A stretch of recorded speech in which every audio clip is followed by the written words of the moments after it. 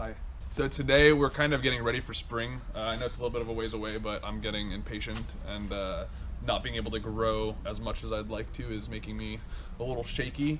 So today we're gonna start just setting up where the buckets are gonna be placed. I don't know if you can see behind me. Can you see behind me, Isaac? Yes. Yes. We're gonna leave all of our 2 gallon, our 3.5 and our 4.5 gallons up against the fence.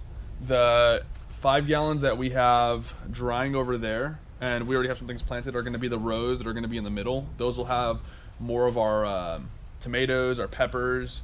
The 2.5 and the 3.5 and 4.5 gallons will have a lot of our herbs. In the fall, a lot of our lettuces. But yeah, I think we're just gonna start setting up. Hopefully it starts looking a little bit better than it's looking now. Let's get going.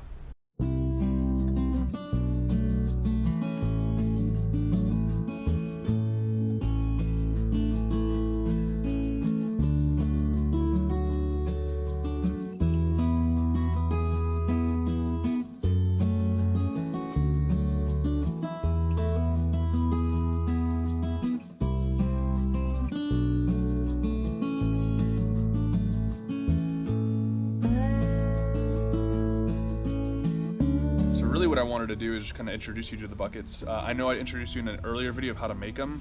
So you guys hopefully get the premises. They're self-watering.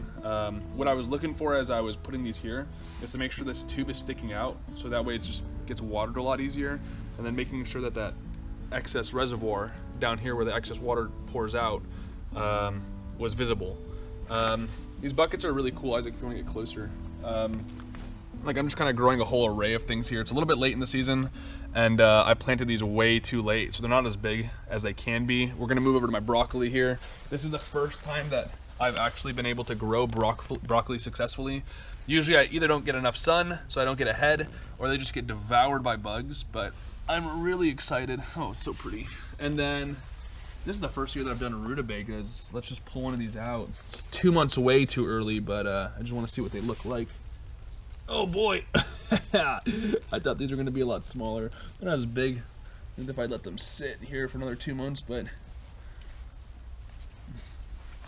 that's not bad. I mean, it's not as big as a rutabaga gets.